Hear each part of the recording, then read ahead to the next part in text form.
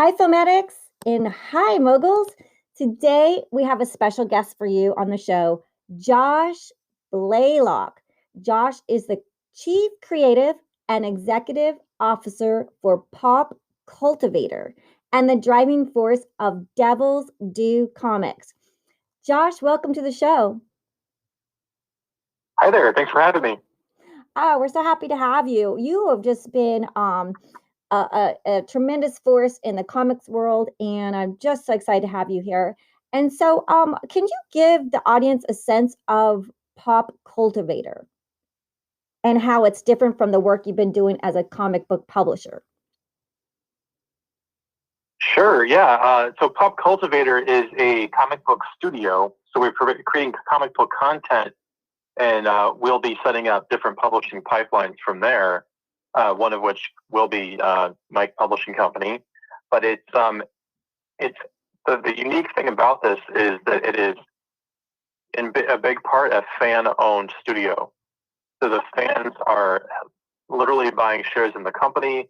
They are helping to fund it, and we are involving them, along the way behind the scenes in a lot of what we're building. And it really gives comic book readers and fans an opportunity to be part of the industry Okay, so for most in a way that wasn't possible before. yeah, so for most people tuning in, can you just explain to them a little bit about that because they probably don't know that you are, you're doing a crowdfunding. It's a crowdfunding raise for your cultivator. Is that a streaming studio or Oh yeah, sure. or publishing studio? So they kind of can just kind of understand it a little bit better.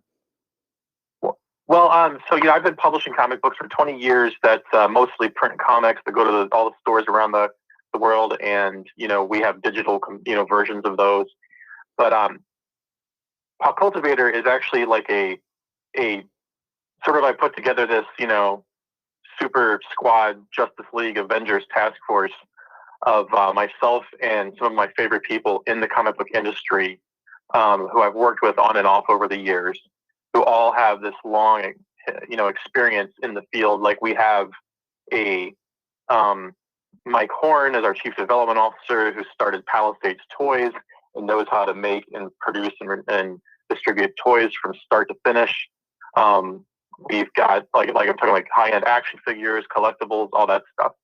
And then we've got someone, Sean DePasquale, who's a story editor and a screenwriter and works out in Los Angeles, and the list goes on. And we've come together to form this new studio where we're going to be bringing in brand new concepts, creating comic book stories out of them. We're going to also be helping to fund other comic book creators who need help getting their projects to completion, and everything in between. So when we're done, we'll have a piece, like we'll own a piece of those stories. Some the company will own completely because it's developing them in-house. I'm bringing some of my own content over there that I've done over the years, and we'll have this whole like IP library. But it is truly born out of this disruption that's going on right now in comics, which is there's all these new channels to get your comics out there. There's the comic shops. There are web comics. There are different digital platforms. There's crowdfunding like Kickstarter. All this stuff has just gotten huge, and there's more genres than ever before too. And we're really, this is really being formed in a way that allows it to be nimble and to focus on the medium itself, like without having to be beholden to any one pathway, to get that comic book out there. Like we're focusing on what's best for the story on a case by case basis, and what's the best way to distribute that.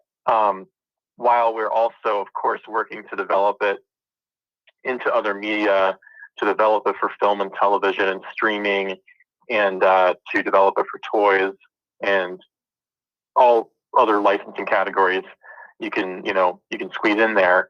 But it really does come back to the comics, and the comics are what fund it long term.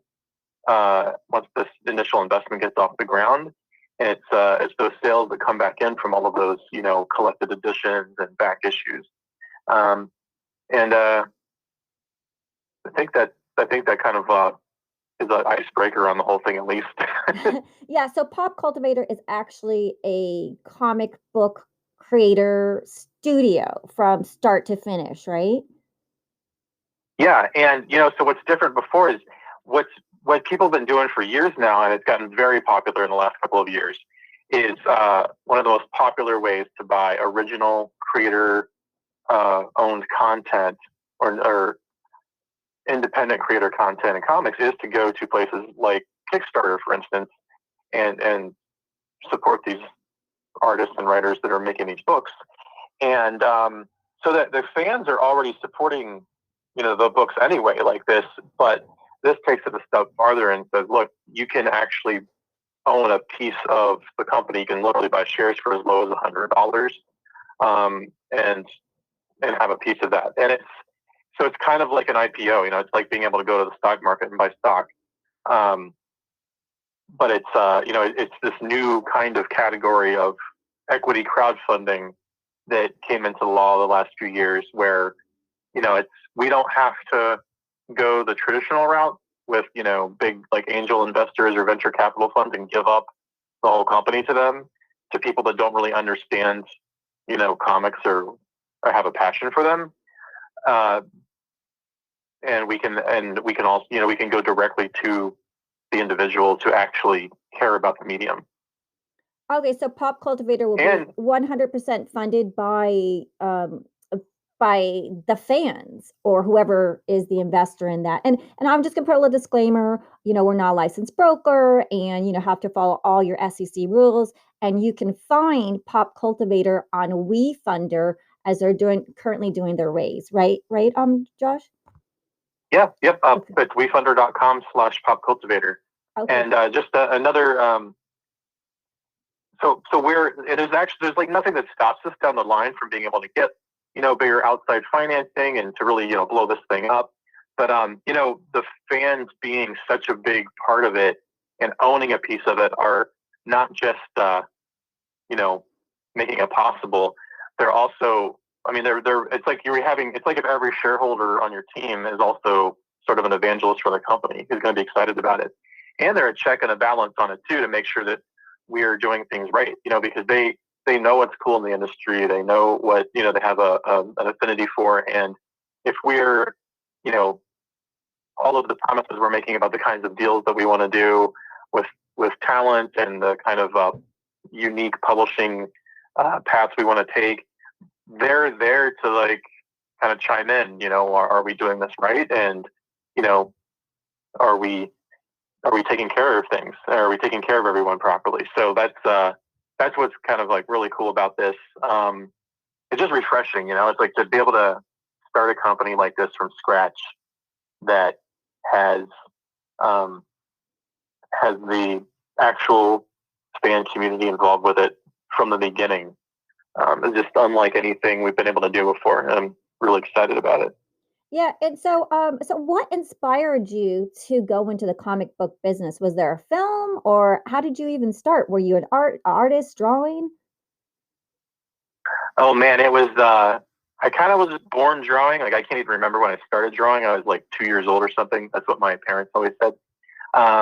There was always some comics laying around. Not my dad wasn't like a huge collector or anything, but there was always something like Conan and the Hulk. I was a child of the 80s, so my pathway into, similar tangential content was, He-Man, G.I. Joe, Transformers, Voltron, and all those cartoons, which happens to have comics, especially G.I. Joe. And I also, being in the 80s, I was raised on a unhealthy diet of rated R action movies, that I probably should not have been watching. Getting those on VHS, but very, very, serendipitously, G.I. Joe is the first comic book I ever really read religiously. And then years later, when I was, in my very early 20s, after it had been dead for almost a decade, I got the license to G.I. Joe to bring it back to comics. and I had started Devil's Due Comics, the company, but I did a deal with Image Comics, and we published it, and it became this huge hit, and that's really what put me on the map. I had been self-publishing my own indie books starting about a year before that. Actually, no, several years before that, but through Devil's Due, just months before G.I. Joe came out, and then we also got the license to Voltron, and really kind of we could take credit, like that literally started the whole 80s retro cartoon boom in the comic book industry in the early 2000s, and brought in like 100,000 new people back into the stores, if not more, and it kind of carved out what the whole comic landscape is like today. Those 80s retro licenses, believe it or not, are still there. We did G.I. Joe for 7 years, and we did other titles for 7 years from the 80s. And then we branched out into other licensed content. And it's just kind of crazy. And now you look at the comic book landscape, and it's a million small publishers, and they all have these different licenses and stuff. And ironically, we haven't done any license. It's all just been original content, including a lot of my own original creations, which we actually today of all days, is the first licensed property I've done in years. And that's because Trailer Park Boys came to us to be part of their 20th anniversary program. And we're going to be launching Trailer Park Boys comics based on the Canadian TV show later this year. Congratulations. That's beautiful. Thanks. So anyone listening that might want to check out WeFunder / so it's WeFunder, and WeFunder is a crowdfunding platform and for PopCultivator. And you one of your supernatural cult favorites is Mercy Sparks. So can you tell me, so G.I. Joe and Mercy Sparks is some of the comic books that you worked on. So what are going to be the type of comics you'll be publishing? You just said Trailer Park, so people are coming to you, which is really nice. Do you have any hints for the people listening? Yeah, PopCultivator is going to create content in all genres for all age groups. We've got more adult-oriented sci-fi and action and supernatural titles, but we've also got very younger skewing content. One of our key founding partners is Jose Garibaldi, and he actually is like one of the main contributing artists on Dogman and Captain Underpants, which is literally one of the best-selling books in the world right now. Like not just comics, but books, period. And it's been in the top 10 of the kids category, selling over 100 million copies. He worked as the colorist on those titles. He worked as the designer on the Captain Underpants animated series. And now his new book, tentatively titled Ruby DIY, and another kid's book called History is Written by Victor. Really cute books that are both in the works through PopCultivator. They're going to be part of our initial launch. And you can see some sneak peeks of that on the WeFunder page. Or if you're, depending on when you're listening to this, just popcultivator.com.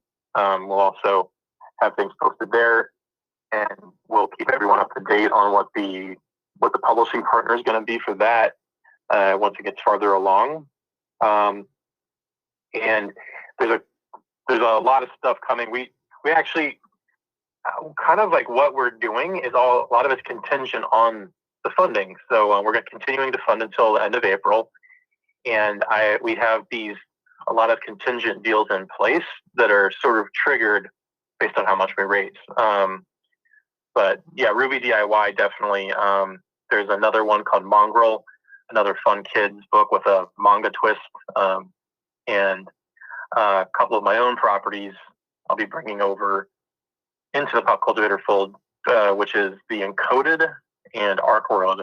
One's a sci-fi title, and another is a fantasy sci-fi title that sort of looks at the question of ancient Atlantis and was there actually an advanced lost civilization on Earth thousands of years before there was supposed to be anything like that. Oh, that's amazing. Yeah. So we might have to talk because my podcast, Enchanting Book Readings, has hit #1 around the world weekly. since the launch last year in February. So maybe we'll have to talk. Oh my God, yeah, that'd be great. Yeah, and I can also promote any of your up and coming, kid stuff on there as well. And but I just wanted to know, like, where did you start? Did you grow up in Savannah? Because were you a comic art student at Savannah College of Art and Design? Could you tell us a little bit about that beginning? Because some people out there are like, how do I start? Where do I go? And your story can inspire so many brilliant artists that are up and coming. Sure. I actually no, I didn't go to that school, but my book on self-publishing, honored to have as required reading there. Oh, okay, so I wrote an actual prose book on self-publishing comics that one of the staff there put on as a requisite. I was born originally in Ohio, Dayton, Ohio. I kind of bounced around for a while, living in Florida, living in Maryland, and then ended up back in Ohio and Cincinnati. And right around that age, I was getting hardcore into comics. It was really the Batman movie, the 1989 Michael Keaton Batman movie, that really got me going from beyond reading G.I. Joe comics as a little kid, and then just obsessively drawing and writing my own superhero stories, got me over into really reading comics like hard, like a lot after that movie came out. And I just never stopped. And so when I was in high school in the 90s, there was all these publishers popping up out of nowhere because there was this huge boom going on. There was a glut of comics. And I just got the bug to, I wanted to be hired badly. And short version is I was just too impatient. So I learned how to self-publish myself and how to get it distributed, and started self-publishing when I graduated high school. I did started driving my crappy little car to conventions all over the Midwest, which a convention back then, and it was like a little hotel ballroom with maybe 200 people in it. I just really what happened when I went to an art school for a couple of years to get my portfolio together for graphic design and to be able to cultivate a freelance business. But I fell into a day job after stumbling around. It was in a t-shirt company, very, very small. There's like 4 of us total, to the 2 owners and 2 employees. And I got to help launch this and really take the lead on this line of 80s retro apparel called Old School that just took off like crazy. And it blew up in a Hot Topic and even stories back then like Gadzooks. And that's how I got my teeth on licensing. I learned how all of those deals worked, and was able to transition that over because I'm self-publishing comics on the side. I started, putting out these black and white titles. They would go to all the comic book shops. They would be circulated everywhere. I just wasn't making a living off of it. And then I took what I knew from that licensing job and I got the G.I. Joe license. And then once that book hit, it was sort of like a 6-year overnight success story. Just putting out books, that were under the radar, and then finally one hits big, and then all overnight, everyone thinks you have this hit book selling over 100,000 copies. What was one of your favorite hit books? What was one of your favorite books that hit?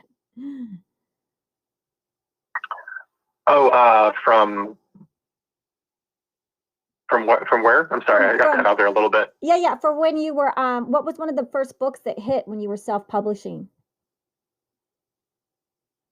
Oh, it was, my first book was this little kind of cheesy thing called Minotaur, but I did a book called Misplaced, and those were just sort of chugging along. I did a book called Penguin Brothers, which we're actually looking at bringing back in PopCultivator, kind of coming full circle. It's a fun cartoony book about all these penguins living in Chilshire, Antarctica. It was G.I. Joe. That was a hit license property. There had never been anything like that brought back from the 80s. And I wrote it for the first 2 years. I redesigned all the main star characters, brought in some amazing artists to actually draw the book. And, that from there, we just spilled out into all kinds of stuff. But I came out from that indie background and reading all these, kind of like a little punk rocker kid slash one of, aspiring entrepreneur. And, my biggest personal claim to fame at this point for my own creation is called Mercy Sparks. It's about this devil girl that secretly lives on Earth hiding as a human, and she hunts down rogue angels for heaven. So she sort of does heaven's dirty work that no one's supposed to know about.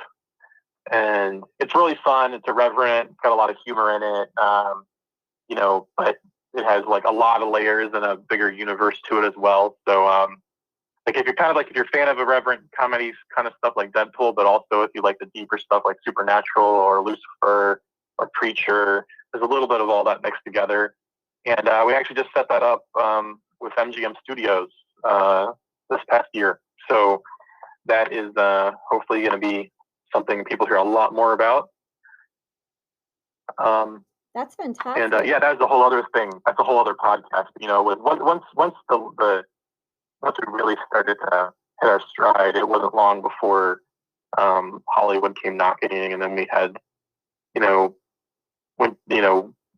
that whole experience of the mid 2000s when graphic novels really started to take off with all the movie studios. Yeah, and I just want everyone to know, so Josh Blaylock, a little bit more about him. He's worked with Hasbro, 20th Century Fox, Universal Studios, Paramount Pictures, Lorenzo di Bonaventura, Michael DeLuca, Milo Ventimiglia. Can you say that? Can you pronounce that for me? Milo Ventimiglia from This Is Us. Yeah, in MERS and so many more. So what you're doing is just so fantastic, and I hope that the listeners will really just get behind your PopCultivator.com, be part of your vision of your studio.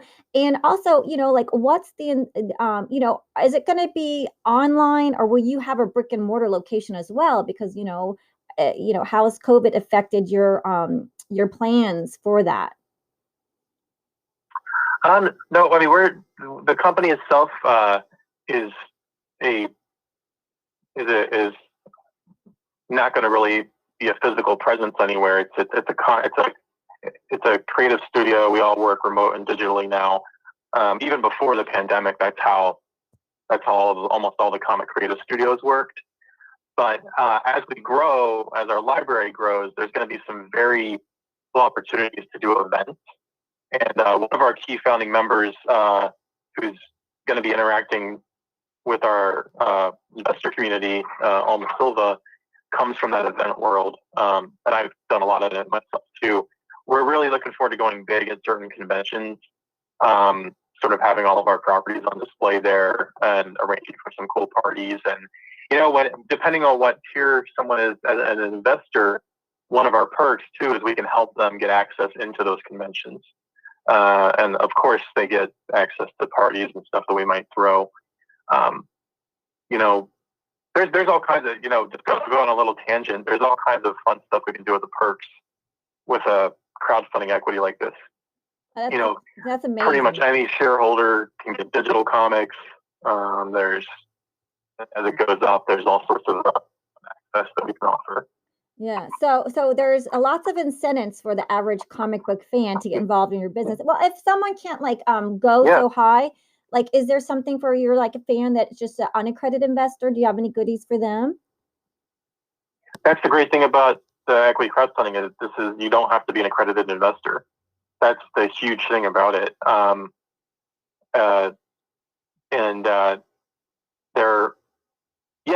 We're starting our perks low as a couple $100. So you can invest for $100, and I don't have them off the top of my head. I should, but I think $250 is where they start. That gets you access to all of the digital copies of all of our books we're producing.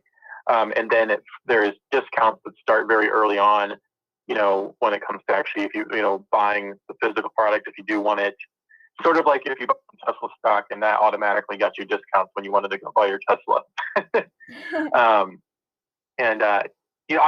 sorry, you asked about the brick and mortar though, and about how the pandemic might have affected things. Just for the industry in general, comics has actually gone up during the whole pandemic. And I know several comic shops, just mom and pop comic shops, that have literally had their best years they've ever had in history. And these are some shops that have been open for 30 years. It's kind of like there was this huge growth in comics anyway already happening. And the whole recession and lockdowns just didn't stop it. In some ways, it helped it because comics really do show to be recession proof. It's still, it's not just, they always say it's a cheap form of entertainment, but I think it's beyond that. It's something, just, it's like reading. You're reading. So when you sit down and you really want to escape into something and not think about anything else, there's the community aspect to it. There's a collector aspect to it, and it's from a business perspective, I've never been more excited about the medium because the market's already so strong, but now we've got millions of kids who are aging up very quickly, and that there's a whole wave of those millions of kids reading those Captain Underpants and Dogman type of comics who are now coming in. They're reading manga. Manga now has finally eclipsed the kids' books, like more adult Japanese kind of anime style comics, and those are spilling over into all of the other amazing different genres of stories that are out there. And we've got millions of adults that are going to be coming into the industry very soon. Older teenagers and adults are going to, wanting all different types of subject matter. One little fun trivia fact is that superhero content is actually only about 15% of the comics that come out now too. A lot of people don't realize that. There's really something for everyone to read. Oh, that's wonderful. And so these comic books, you're also planning on making them into TV series and film series as well? Oh yeah, absolutely. We really are sincere about not just wanting to turn things out. They really need to survive on their own, and they need to be considered a success, regardless of whether or not there's another like type of media deal. However, we're absolutely pursuing that. We've got people on our team. We have a network of producers we've worked with before. People we've set our own, like people I've set up my own deals with already on my own other comic book projects and through my company Devil Do. Sean Pasquale is one person on our team who has a couple of screenplays in development right now that he's written himself. He's a story editor for New York Times bestselling author. He story edits numerous comic book titles. So he's in Los Angeles as a director of development for us. And then we are we're building our network more. I could name drop, but at the same time, we know a lot of really, really cool people in this space. I like to wait until those deals are actually locked in before we start to talk about those. Oh, sure. I just wanted to say thank you so much, Josh, for coming on the show. It's incredible. Can you just share with people where they can keep up with what you're doing and support your work? Yeah, again, PopCultivator.com, and that'll lead you right to the WeFunder page. Go to devilsdo.net. That's my main comic book publishing company. And if you have, since I mentioned Trailer Park Boys, I know there's a lot of fans out there. We just have a real easy landing page for that, trailerparkcomics.com, and you can see what that's all about. And even you don't have to even invest in the WeFunder page. You can go there and literally just follow the campaign and keep tabs on what we're doing. There's some updates we send that are secret only for backers or only for investors, but it's fun. It's worth checking out, and it's a really cool platform too, just if you're curious about it. Yeah. Well, thank you so much. And thank you, film addicts and moguls, for listening. Until next week, stay healthy and start writing. You never know if you might be scouted for a comic book.